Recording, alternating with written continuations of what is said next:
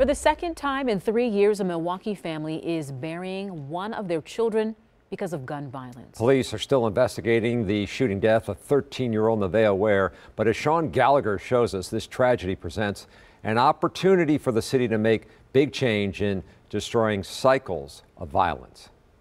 This vigil for 13-year-old Nevaeh Ware is unfortunately not the first of its kind for her family, but the city's Office of Violence Prevention hopes an ever-growing program will help prevent families like hers from feeling this kind of pain. She had the biggest smile, the prettiest light brown eyes. Everybody loved her. Nevaeh Ware's great-aunt Rosalind Henning is trying to remember the good times. However, it's an all-too familiar feeling of remembrance for the family. Nevaeh's brother was killed in a shooting back in 2017 when she was just 9 years old. The parents are not doing very well. I was heartbroken, to be quite honest, when I found out that her brother had died by gun violence as well. It was just sickening. Inspector Willie Murphy has seen it all during his 25 years with the Milwaukee Police Department. When it comes to kids suffering, it hits home, knowing these innocent lives don't ask for the trauma they receive. That can often lead to more trouble down the line. When you're dealing with young folks, there's a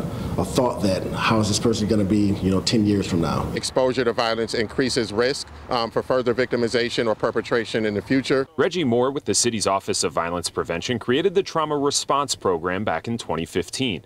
It's designed for first responders to identify kids who witness trauma and get them counseling help they need, trying to stop the cycle of becoming the next victim. Families may not know how to respond to if their child is having nightmares based on what they saw, if they were present when a friend was killed or injured. All of those things have a lasting impact. They believe it's a big factor, continuing cycles of violence. Moore says the Trauma Response Program can help defeat it. If we're going to break this cycle, we have to. Healing is a critical part of that. Put a Band-Aid on something that we're not getting at a solution. We're not healing the family unit. We're not bringing healing to the community, and the continued cycle of violence just continues to perpetuate itself. Since its inception as a pilot program in 2015, Moore says they've helped nearly 1,400 kids.